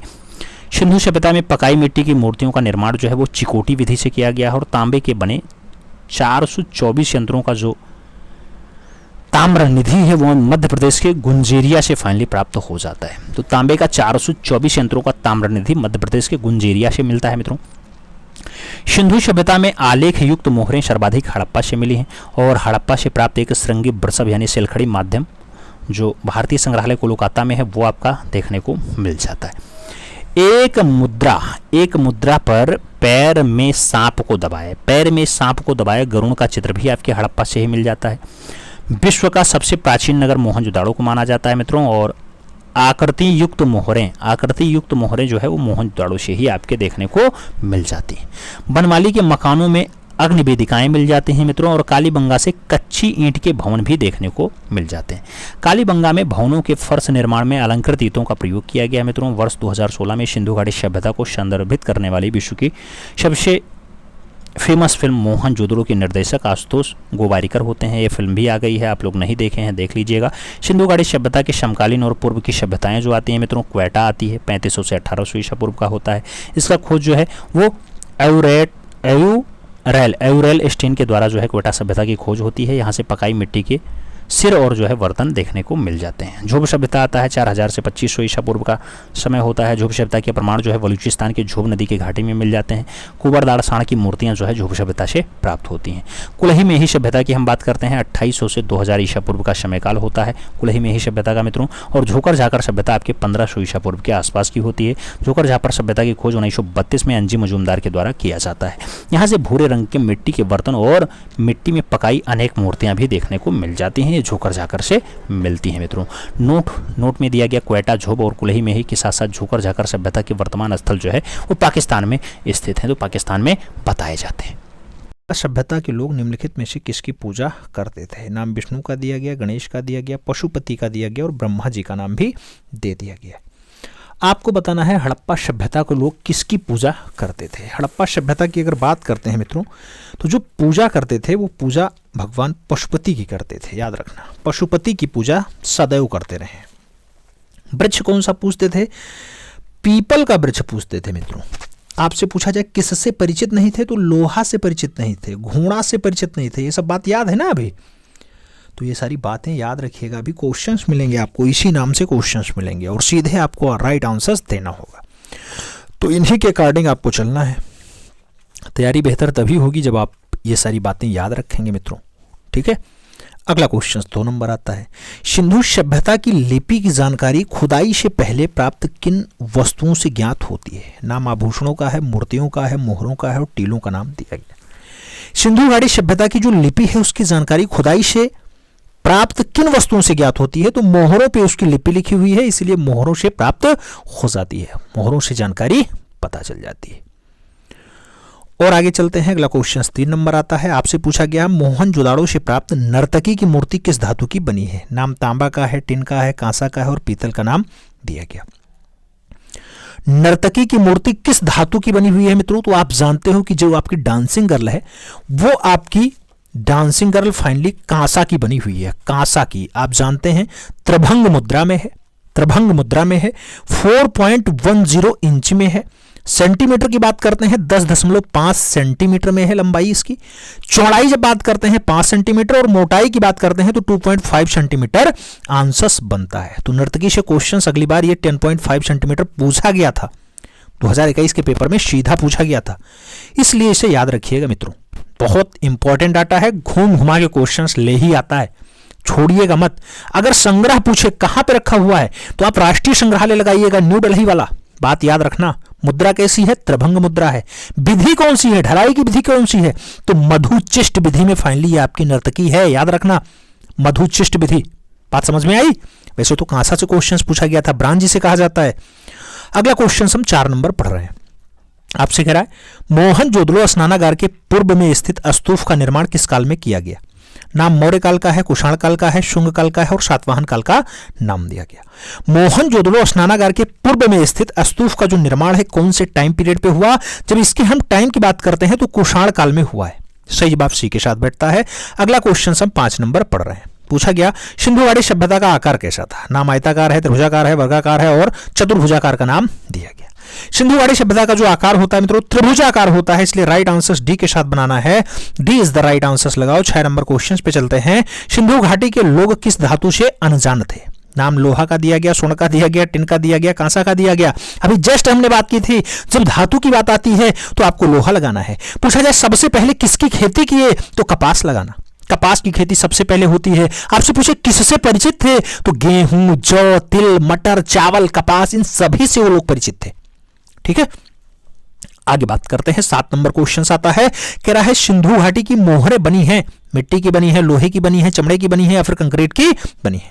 सिंधु घाटी की जो मोहरें बनी हुई हैं मित्रों वो किसकी बनी है? मिट्टी की बनी हुई है, टेराकोटा माध्यम में, याद रखना। अगला क्वेश्चन 60 नंबर आता है, कह रहा है निम्न में से कौन सा एक नगर हड़प्पा संस्कृति का नहीं है। नाम कालीबंगा का दिया गया, लोथल का दिया गया, बनावली का दिया गया और गिरिनगर का नाम दे दिया गया। एक नगर हड़प्पा संस्कृति का नहीं है, आपको बताना है। जब हम नगर की बात करते हैं तो गिरिनगर आपकी हड़प्पा संस्कृति का नहीं है, याद रखना। आपसे आलमगीरपुर पूछता, माटाथिला पूछता, आपसे दैमाबाद पूछता, आपसे राखीगढ़ी पूछता, ये सब आपके हड़प्पा के क्षेत्र में आते हैं, बात याद रखना। अगला क्वेश्चन हम 9 नंबर पढ़ते हैं। प्रश्न संख्या 9 की बारी है। सिंधु सभ्यता प्रमुख रूप से प्रसिद्ध है वास्तुकला के लिए, चित्रकला के लिए, मूर्तिकला के लिए या फिर सभी के लिए। सिंधु सभ्यता की बात होती है और सिंधु घाटी सभ्यता का जो संबंध है वास्तुकला से है। आप देखते होंगे यहां पे भवन निर्माण की बात होती है, भवन निर्माण, ठीक है। तो सही जवाब आप वास्तुकला के लिए लगाइएगा। अगला क्वेश्चन हम 10 नंबर पढ़ेंगे। बहुत प्यारा क्वेश्चन है मित्रों। दुशाला ओढ़े योगी की मूर्ति कहां सुरक्षित है। दुशाला ओढ़े योगी की मूर्ति, जिसे हम दाढ़ी वाले सुंदर योगी की मूर्ति भी कह देते हैं। राष्ट्रीय संग्रहालय नई दिल्ली में है, रामपुर संग्रहालय उत्तर प्रदेश में है, पटना संग्रहालय बिहार में है या फिर राष्ट्रीय संग्रहालय कराची में है। क्वेश्चन घुमाया गया है, समझने का प्रयास करिएगा। घुमाया गया है, आपसे पूछ लिया गया दाढ़ी वाले पुजारी की मूर्ति, आप इसे पुजारी की प्रतिमा भी कह देते हैं, कभी इसको आप दाढ़ी वाले योगी की प्रतिमा कह देते हैं, कभी आप इसे त्रिफुलिया साल वाले योगी की प्रतिमा कह देते हैं। आप जानते हैं सफेद बलुआ पत्थर में फाइनली ये बनी हुई रचना है। दुशाला ओढ़े योगी की मूर्ति सफेद बलुआ पत्थर में बनी हुई है। लंबाई इसकी 17.5 सेंटीमीटर है। अगर हम इंची में बात करते हैं 7 इंच आता है। डाटा याद रखना मित्रों, घुमा के पूछेगा। संग्रह पूछा गया, राष्ट्रीय संग्रहालय कराची पाकिस्तान इसका सही जवाब होता है। आप ये तो जान ही गए लंबाई कितनी है, 17.5, सही है ना। डाटा याद रखना मित्रों, डाटा ही आपसे पूछा जाएगा, एग्जैक्ट डाटा पूछता है। अगला क्वेश्चन 11 नंबर। सिंधु सभ्यता का प्रसिद्ध स्नानागार कहां से मिला। नाम चनहुदड़ो का है, हड़प्पा का है, तक्षशिला का है, मोहनजोदाड़ो का नाम दिया गया। प्रसिद्ध स्नानागार की बात करते हैं, नहाने वाला स्थान, तो बड़ा वाला स्नानागार आपके मोहनजोदड़ो से प्राप्त हुआ है। अगला क्वेश्चन 12 नंबर। सिंधु सभ्यता की अवधि है, नाम 3000 से 2250 है, 4000 से 3000 है, 4000 से 3600 है या फिर 2875 से 1000 ईसा पूर्व का नाम दिया गया। सिंधु घाटी सभ्यता की जो अवधि है मित्रों, टाइम पीरियड है, वो 3000 से 2250 देखा जा रहा है। वैसे तो आप जानते हैं कि 2750 से स्टार्ट होता है, 1750 तक चलता है, लेकिन सभी के अकॉर्डिंग अलग अलग है। आपने देखा कि सभी के अकॉर्डिंग अलग अलग है। जैसे माधव स्वरूप वस्त जी कहते हैं 3500 से 2500। आपने देखा होगा मार्टिन विलर के अकॉर्डिंग 2500 से 1500 चलता है, आप 2500 से 1500 तक चल देते हैं। ऐसे आप जॉन मार्शल के अकॉर्डिंग चलेंगे तो यहां 3250 से स्टार्ट होता है और 2750 तक जाता है। आप जानते ही हैं डीपी अग्रवाल साहब 2350 से और 1750 चलते हैं, जबकि कार्बन डेटिंग के अकॉर्डिंग 2350 से 1750 है मित्रों। कार्बन डेटिंग आपका 2350 से 1750 कहता है और एनसीईआरटी कहती है 2550 से 1750। तो सभी के अलग अलग हैं, याद रखना, सभी का दिमाग में बिठा के चलना, ठीक है। अगला क्वेश्चन 13 नंबर आपसे कह रहा है, प्रथम धातु मूर्ति किस सभ्यता से प्राप्त हुई है। नाम वैदिक सभ्यता का है, मौर्य सभ्यता का है, सिंधु सभ्यता का है और गुप्त सभ्यता का नाम दिया गया है। प्रथम धातु मूर्ति किस सभ्यता से मिली है, सिंधु सभ्यता से मिली। अगला क्वेश्चन 14 नंबर आता है, पूछ लिया गया सिंधु सभ्यता की सबसे प्रमुख विशेषता थी। नाम अर्थव्यवस्था है, नगर योजना है, धार्मिक जीवन है और सामाजिक जीवन का नाम दिया गया। सिंधु सभ्यता की सबसे प्रमुख जो विशेषता बनती है वो नगर योजना है। सही जवाब सी के साथ लगा लो। अगला क्वेश्चन 15 नंबर आता है, पुरातात्विक महत्व स्थल लोथल। लोथल कहां स्थित है। नाम पंजाब का है, गुजरात का है, उत्तर प्रदेश का है, महाराष्ट्र का नाम दिया गया। आपसे लोथल के बारे में पूछ लिया गया मित्रों, लोथल कहां पे है। लोथल की अगर हम बात करते हैं, आप भी जानते हो लोथल कहां पे है, जिसको रंगनाथ राव ने लगभग 1955 के आसपास खोज लिया था मित्रों। अहमदाबाद गुजरात में है, भोगवा नदी के तट पे है भोगवा। तो सही जवाब गुजरात प्रांत लगाओ, सी के साथ आंसर्स बनाओ। अगला क्वेश्चन 16 नंबर है, सर्वप्रथम उत्खनन कार्य किस स्थान पे हुआ। सबसे पहले खुदाई का काम कहां हुआ। हड़प्पा में हुआ, मोहनजोदड़ो में हुआ, सिंधु में हुआ या फिर चनहुदड़ो में हुआ। आप जानते हो मित्रों, खोजने का काम जो आता है, खुदाई का काम आता है, वो सबसे पहले कहां हुआ है, 1921 में हुआ। 1921 में कहां पे हुआ, आप जानते हैं राय बहादुर दयाराम साहनी हड़प्पा टीला जाते हैं, उत्खनन करवा देते हैं, खुदाई करवा देते हैं। तो सही जवाब हड़प्पा जाएगा, फर्स्ट के साथ आंसर्स लग जाएगा। अगला क्वेश्चन 17 नंबर है, आपसे पूछ रहा है मित्रों, क्या कह रहा है, हड़प्पा में मिट्टी के बर्तनों पर किस रंग का प्रयोग हुआ है। नाम सफेद रंग का है, पीला रंग का है, काला रंग का है या फिर लाल रंग का है। हड़प्पा में मिट्टी के बर्तनों पर जो रंग यूज किया गया वो लाल रंग है। कहीं कहीं कलाकारी काले रंग से भी हो गई है, बात याद रखना। अगला क्वेश्चन 18 नंबर आता है, हड़प्पा का संबंध है मिस्र से है, ग्रीक से है, ईरान से है, फिर इंडस वैली से है। आप हड़प्पा का जो संबंध ढूंढेंगे वो इंडस वैली सिविलाइजेशन के रूप में भी जाना जाता है। डी के साथ आपको आंसर्स लगाना होगा। अगला क्वेश्चन 19 नंबर आ रहा है, सिंधु सभ्यता से प्राप्त पूर्ण परिपक्व प्रमाणिक कितने स्थलों को नगर की संख्या दी गई? पूर्ण परिपक्व का जब भी नाम आए आप आंसर्स क्या लगाओगे? 8 4 6 2 ऑप्शंस है, इसमें से 6 नगर आपको लगाना होगा पूर्ण परिपक्व की श्रेणी में। मित्रों वो 6 नगर आप जानते होंगे, बिल्कुल दिमाग में आपके चलता होगा कि 6 नगर कौन से हैं। 6 नगर समझ में आ रहे हैं? मोहनजोदाड़ो है, हड़प्पा है, लोथल है, चंहुद्रो है, कालीबंगा है और बनावली है। जबकि सिंधु सभ्यता का जो प्रमुख नगर बनता है, जब प्रमुख नगर की बात आए 2 आंसर्स देना, उसमें कौन है? हड़प्पा और मोहनजोदाड़ो। बात समझ में आई? दोनों याद रखना, हड़प्पा मोहनजोदाड़ो के बीच की दूरी 483 किलोमीटर है, यह भी बात याद रखना, कल की क्लास में हमने कराया है। ठीक है, अगला क्वेश्चन 20 नंबर पढ़ते हैं। आपसे कह रहा है सिंधु सभ्यता की खोज किसने की थी? नाम शिव सहाय ने की, जान मार्शल ने की, दयाराम साहनी ने की या फिर रखालदास बनर्जी ने की है। सिंधु घाटी सभ्यता की जब भी बात आएगी तो सबसे पहले कौन आएगा मित्रों? खोज की बात हो रही है। सिंधु घाटी सभ्यता का उद्भव 3री शताब्दी ईसा पूर्व में हुआ था। आप जानते ही हैं इसका सही जवाब। चारों ऑप्शंस में आप किसके साथ लगाओगे? जब चारों विकल्प आप देखोगे तो जान मार्शल सही जवाब यहां बन जाएंगे। जान मार्शल के साथ आप आंसर्स यहां पे दे सकते हैं। जान मार्शल। हड़प्पा टीला तो सबसे पहले कर्निंघम ने खोजा था, आप जानते ही हैं। ठीक है, आगे चला जाए। 21 नंबर क्वेश्चन आता है आपकी स्क्रीन पे है, हड़प्पा संस्कृति के अवशेष कहां से स्थित हैं? नाम अफगानिस्तान का है, नेपाल का है, पाकिस्तान का है, चीन का नाम दिया गया। हड़प्पा संस्कृति के जो अवशेष पाए जाते हैं वो पाकिस्तान से पाए जाते हैं। सही जवाब बी के साथ लगेगा। अगला क्वेश्चन 22 नंबर आएगा। पूछा गया धातु निर्मित नर्तकी की मूर्ति कहां से प्राप्त है? नाम हड़प्पा का है, मोहनजोदड़ो का है, रायगढ़ का है और वेल्लारी का नाम दिया गया। हड़प्पा में आपसे धातु की निर्मित नर्तकी की रचना आपसे पूछ ली गई, वही नर्तकी जो मोहनजोदड़ो से प्राप्त हुई है। आप जानते हैं 4.1 इंचेज है। सही जवाब मोहनजोदड़ो लगा लो, she is the right answers बना लो। अगला क्वेश्चन 23 नंबर आता है। भारतीय कला का सबसे प्रमुख केंद्र है। नाम अजंता का है, महाबलीपुरम का है, खजुराहो का है और सिंधु घाटी की सभ्यता का नाम दिया गया। भारतीय कला का जो सबसे प्रमुख केंद्र है मित्रों, सबसे मेन केंद्र जो बनता है वो इंडस वैली सिविलाइजेशन बनता है, सिंधु घाटी की सभ्यता बनता है। डी के साथ आपको आंसर्स लगाना है। 24 नंबर क्वेश्चन पे चलेंगे। हड़प्पा मोहनजोदड़ो किस सभ्यता से संबंधित है? नाम गुप्त का है, सिंधु का है, शुंग का है और मौर्य का नाम दिया गया। हड़प्पा मोहनजोदड़ो किस सभ्यता से संबंधित है आपको बताना है, तो इनका संबंध सिंधु घाटी सभ्यता से है। सी के साथ आंसर्स लगाओ। 25 नंबर क्वेश्चन पे चलते हैं। पशु आकृति युक्त मोहरे कहां पाई गई हैं? नाम राजघाट का है, नालंदा का है, सारनाथ का है, मोहनजोदड़ो का नाम दिया गया। पशु आकृति युक्त जो मोहरे पाई जाती हैं मोहनजोदड़ो में पाई जाती हैं। सही जवाब आपको डी के साथ लगाना है। D is the right answers बना लेना है। बृहद स्नानागार भी यहीं मिला है, 100 के अवशेष भी मिले हैं, बड़ा वाला अन्नागार भी मिला है, बात याद रखना। अगला क्वेश्चन 26 नंबर आता है। पूछा गया नगरीय सभ्यता का प्रथम उदाहरण कहां से मिलता है? नाम मोहनजोदड़ो हड़प्पा का है, राजघाट का है, कौशाम्बी का है और तक्षशिला का नाम दिया गया। नगरीय सभ्यता का जो पहला उदाहरण है मोहनजोदड़ो और हड़प्पा से मिलता है। सही जवाब आपको ए के साथ लगाना है। First is the right answers बनाना है। 27 नंबर क्वेश्चन आता है। मोहनजोदड़ो हड़प्पा से प्राप्त मोहरे किस माध्यम में बनाई गई हैं? नाम ब्रांज का है, ग्रेनाइट का है, मार्बल का है और टेराकोटा का नाम दिया गया। मोहनजोदड़ो हड़प्पा से प्राप्त जो मोहरे हैं कौन से मीडियम में बनाई गई? टेराकोटा मीडियम में बनाई गई। सही जवाब डी के साथ दो। अगला क्वेश्चन 28 नंबर पे चलते हैं। आपसे कह रहा है सिंधु सभ्यता में किस प्रकार के वस्त्रों का उल्लेख मिलता है? नाम शाहिका का है, रेशमी का है, दुर्लुक का है और सूती का नाम दिया गया। जो वस्त्रों का उल्लेख है मित्रों वो सूती वाला है। सही जवाब डी के साथ लगाओ। अगला क्वेश्चन हम 29 नंबर पे चलते हैं। आपसे कह रहा है झोकर संस्कृति का संबंध किस क्षेत्र से है? नाम राजस्थान का है, सिंधु का है, महाराष्ट्र का है और गंगा घाटी का नाम दिया गया। झोकर संस्कृति का संबंध किस क्षेत्र से है? जब हम झोकर संस्कृति की बात करते हैं तो झोकर संस्कृति का संबंध सिंधु घाटी सभ्यता से होता है। सही जवाब सी के साथ बनेगा। अगला क्वेश्चन 30 नंबर आएगा। सिंधुवासी किस आभूषण का प्रयोग नहीं करते थे? नाम करधनी का है, निष्क का है, पाइजेब का है, भुजबंद का नाम दिया गया। निष्क का उपयोग सिंधु घाटी सभ्यता में आभूषण के रूप में नहीं हुआ है। सही जवाब सी के साथ लगाओ। अगला क्वेश्चन 31 नंबर आता है। पूछा गया किस संस्कृति को सोढ़ी संस्कृति का नाम दिया गया? नाम हड़प्पा का है, हड़प्पोत्तर का है, हड़प्पा पूर्व संस्कृति का है और संस्कृति का नाम दिया गया। सोढ़ी संस्कृति का नाम किसे दिया गया? हड़प्पा पूर्व संस्कृति का नाम है। सही जवाब जो है सी के साथ लगाना है। सी इज द राइट आंसर बनेगा। अगला क्वेश्चन अपना 32 नंबर है।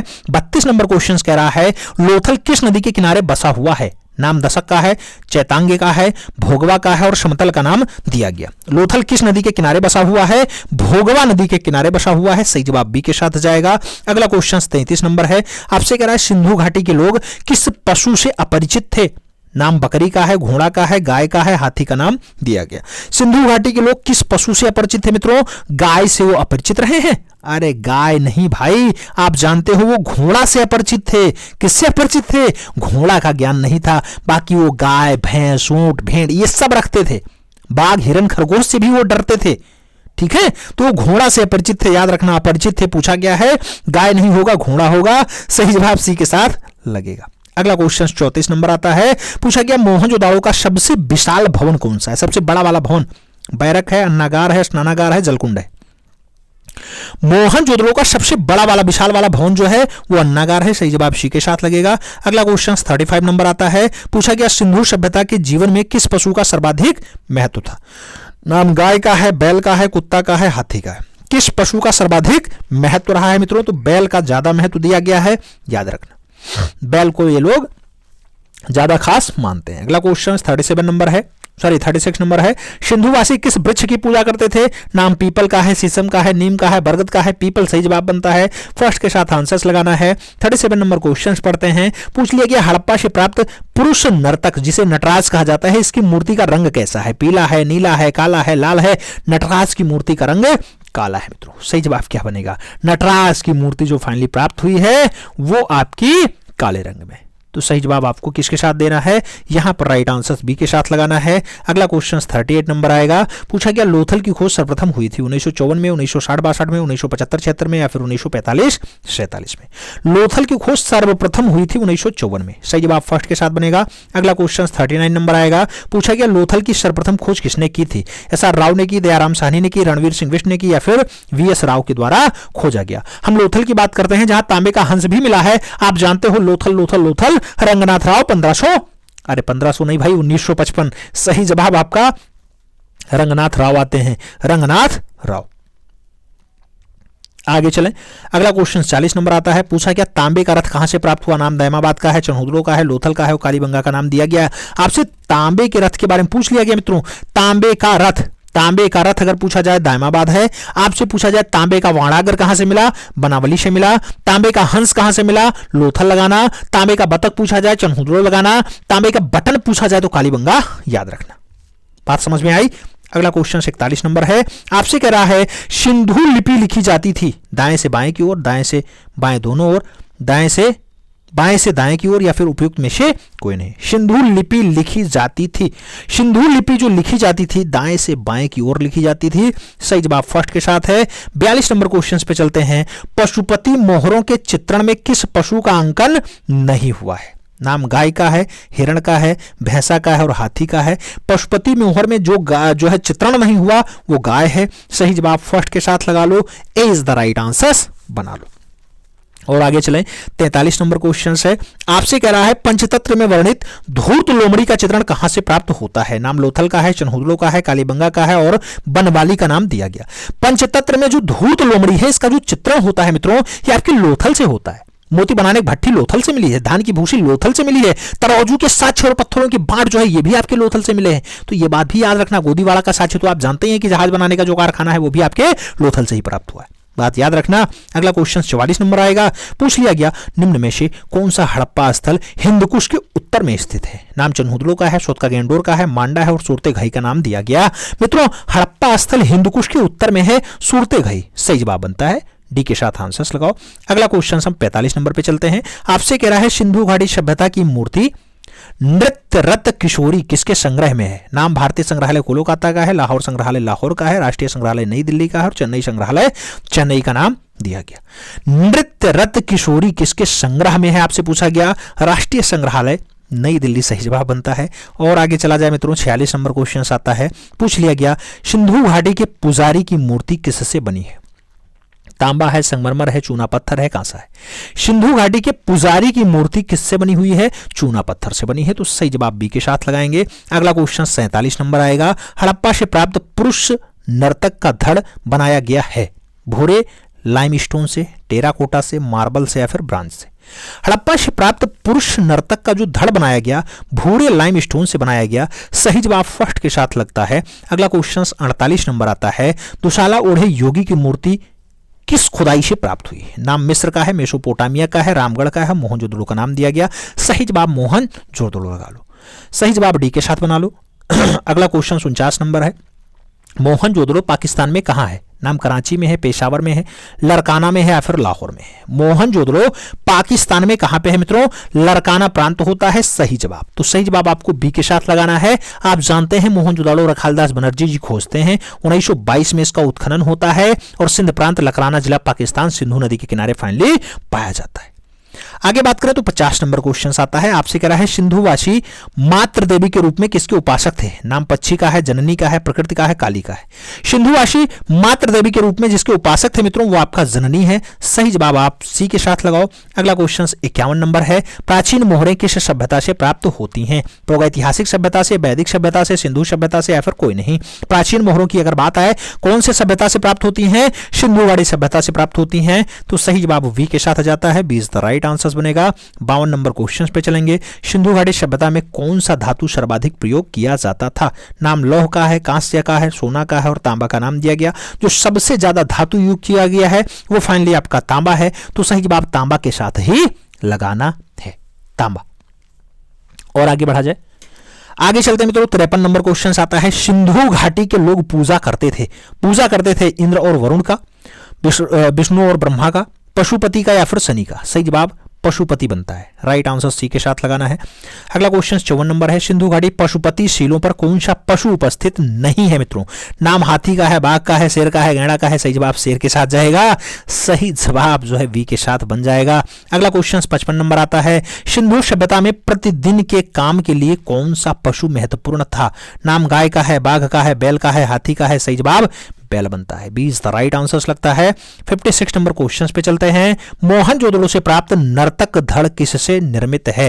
कांस्य से, पीतल से, तांबा से, टेराकोटा से? सही जवाब टेराकोटा बनता है, डी के साथ आंसर्स लगता है। 57 नंबर क्वेश्चंस पे चलते हैं, पुरातात्विक स्थल धौलावीरा कहाँ स्थित है? नाम मध्य प्रदेश का है, हरियाणा का है, उड़ीसा का है और गुजरात का नाम दिया गया। धौलावीरा कहाँ लोकेटेड है मित्रों? आपके गुजरात प्रांत में है। तो सही जवाब आपको डी के साथ लगाना है, D is the right answers बन जाएगा। 58 नंबर क्वेश्चन पे चलते हैं, मोहनजोदड़ो से प्राप्त कौन सी मूर्ति बहुचर्चित है? भैंसा है, वृषभ है, तवांगी नर्तकी युवती है या फिर हाथी है? मोहनजोदड़ो से प्राप्त कौन सी मूर्ति बहुत ज्यादा चर्चा में है? तो तवांगी नर्तकी युवती सही जवाब है, सी के साथ आंसर्स लगा लो। अगला क्वेश्चन 59 नंबर है, नाव का उत्कीर्ण चित्र कहां से प्राप्त हुआ? नाम हड़प्पा का है, मोहनजोदड़ो का है और चन्हुदड़ो का नाम दिया गया। एक जगह हड़प्पा की जगह लोथल कर लो मित्रों, फिर राइट आंसर आप मोहनजोदड़ो लगा लो, सही जवाब बी के साथ बना लो। अगला क्वेश्चन हम 60 नंबर पढ़ते हैं, पूछा गया काले रंग के पत्थर की पुरुष नर्तक प्रतिमा का धड़ जो है कहां से प्राप्त हुआ? नाम लोथल का है, हड़प्पा का है, मोहनजोदड़ो का है और चन्हुदड़ो का नाम दिया गया। पुरुष नर्तक धड़ की बात हो रही है मित्रों। आप जानते हैं काले रंग का जो पुरुष नर्तक धड़ है वो कहां से प्राप्त हुआ है? कहां से प्राप्त हुआ है? सफेद बलुआ पत्थर वाला तो आप जानते हैं कि मित्रों वो आपके मोहनजोदड़ो से प्राप्त हुआ, काला वाला आपके हड़प्पा से प्राप्त हुआ। तो सही जवाब क्या होगा? सही जवाब आपका सी के साथ बनेगा, सी इज द राइट आंसर्स लगेगा। आगे चला जाए, अगला क्वेश्चन 61 नंबर आता है, पूछा गया सैंधव सभ्यता में चित्रकला के अवशेष प्राप्त होते हैं मकानों से, मोहरों से, मिट्टी के बर्तनों से या फिर औजार और हथियार से? जो चित्रकला के अवशेष है मित्रों मिट्टों के बर्तनों से आपके मिल जाते हैं, सही जवाब सी के साथ लगता है। अगला क्वेश्चन 62 नंबर है, हड़प्पावासी थे धार्मिक थे, आडंबरवादी थे, धर्मनिरपेक्ष थे या फिर पुजारी थे? तो हड़प्पावासी फाइनली धार्मिक रहे हैं, सही जवाब फर्स्ट के साथ लगता है, ए इज द राइट आंसर बनता है। 63 नंबर क्वेश्चन पे चलते हैं, सैंधवकालीन मोहरें प्रयोग में आती थी मुद्रा सिक्के की भांति, पैतृक धरोहर के रूप में, धार्मिक अनुष्ठान हेतु या फिर देशी विदेशी व्यापार हेतु? सैंधवकालीन मोहरें जो प्रयोग में आती थी पैतृक धरोहर के रूप में आती थी, सही जवाब हमें बी के साथ लगाना है, B is the right answer बनाना है। हम 64 नंबर क्वेश्चन पे चलते हैं, हड़प्पा कालीन मोहरें किस आकार की हैं? नाम 3.3 गुणे 3.3 सेंटीमीटर, 4.8 गुणे 4.8 सेंटीमीटर, 5.2 गुणे 5.2 जो है सेंटीमीटर या फिर 2.8 गुणे 2.8 सेंटीमीटर? सही जवाब 2.8 गुणे 2.8 गुणे 1.5 सेंटीमीटर वाली है। लंबाई चौड़ाई 2.8 2.8 है, ऊंचाई इसका जो फाइनली मोटाई है वो 1.5 वाला है, याद रखना, ठीक है। 3 टाइप की मोहरें मिली थी। अगला क्वेश्चन 65 नंबर है, हड़प्पा कालीन किस स्थल से संसार का सबसे प्राचीनतम साइन बोर्ड प्राप्त हुआ है? सबसे पुराना वाला साइन बोर्ड लोथल से मिला, धोलावीरा से मिला, कालीबंगा से मिला या फिर मोहनजोदड़ो से प्राप्त हुआ? साइन बोर्ड की अगर बात आती है मित्रों, ये आपके धोलावीरा से प्राप्त हुआ है। सही जवाब बी के साथ लगेगा। अगला क्वेश्चन 66 नंबर आता है, पूछा गया सिंधु सभ्यता का कितनी बार विनाश हुआ है? 5 बार, 7 बार, 6 बार या फिर 12 बार? आपको बताना है सिंधु सभ्यता का कितनी बार विनाश हुआ? 7 बार हुआ है मित्रों। सही जवाब सी के साथ लगाओ। 67 नंबर क्वेश्चन पे चलते हैं, भारत की सबसे प्राचीन सभ्यता थी? प्रस्तर युग थी, वैदिक युग थी, सिंधु घाटी थी या फिर मौर्य युग रहा है? भारत की सबसे प्राचीन सभ्यता कौन सी थी? सिंधु घाटी की सभ्यता थी। सही जवाब बी के साथ लगाना है। अगला क्वेश्चन 68 नंबर आएगा, भारत में प्राप्त ताम्र पाषाणिक युग ग्राम्य सभ्यता का सबसे विस्तृत क्षेत्र माना जाता है? नासिक है, दैमाबाद है, निवासा है या फिर नवदा टोली का नाम भी दे दिया गया। ताम्र पाषाणिक युग ग्राम्य सभ्यता का सबसे विस्तारित क्षेत्र जो है नवदा टोली है। सही जवाब डी के साथ लगा लो। 69 नंबर क्वेश्चन पे चलते हैं, मिट्टी का बना हल का साक्ष्य कहां से मिला है? नाम हड़प्पा का है, बनावली का है, मोहनजोदड़ो है, कालीबंगा का नाम दिया गया। मिट्टी का बना हुआ हल का जो साक्ष्य मिलता है बनावली या फिर बनवाली। सही जवाब बनता है हरियाणा वाला बेल्ट। सही जवाब सी के साथ लगा लो। आगे चला जाए, अपना अगला क्वेश्चन 70 नंबर आता है मित्रों, पूछा गया हड़प्पा संस्कृति का समूचा क्षेत्र है, एक वृत्ताकार क्षेत्र है, टेढ़ी मेढ़ी बनावट वाला है, वर्गाकार वाला है या फिर त्रिकोणा क्षेत्र है? हड़प्पा संस्कृति का जो क्षेत्र है त्रिकोणा है मित्रों, इसलिए त्रिभुजाकार आंसर बनता है। डी के साथ आंसर लगाना है। अगला क्वेश्चन 71 नंबर आपकी स्क्रीन पे ये रहा, निम्न में से कौन सा एक युग्म सही सुमेलित नहीं है? लोथल का चावल के साथ है, कालीबंगा विशाल स्नानागार के लिए है, चन्होदड़ो मनके बनाने के उद्योग के लिए है, हड़प्पा अन्नागार के लिए फेमस है। मित्रों यहाँ पे जो सही नहीं है कालीबंगा विशाल स्नानागार सही जवाब बनेगा, वही आपका सही नहीं है, बाकी सभी विकल्प एकदम फिट बैठे हैं। अगला क्वेश्चन 72 नंबर आता है, विश्व में सबसे पहले खेत कहां जोता गया? हड़प्पा का है, रोपड़ का है, कालीबंगन का है, रंगपुर का नाम दिया गया। सबसे पहले जो खेत की जुताई होती है कालीबंगन से होती है। सही जवाब हमें वी के साथ देना है। अगला क्वेश्चन हम 73 नंबर पे चलते हैं, दाढ़ी युक्त पुजारी इस काल से संबंधित मूर्ति शिल्प है? गुप्त काल का है, सिंधु काल का है, मौर्य काल का है, कुषाण काल का है? मित्रों दाढ़ी युक्त पुजारी इस काल से संबंधित मूर्ति शिल्प है, यह आपके सिंधु घाटी से है। सही जवाब सी के साथ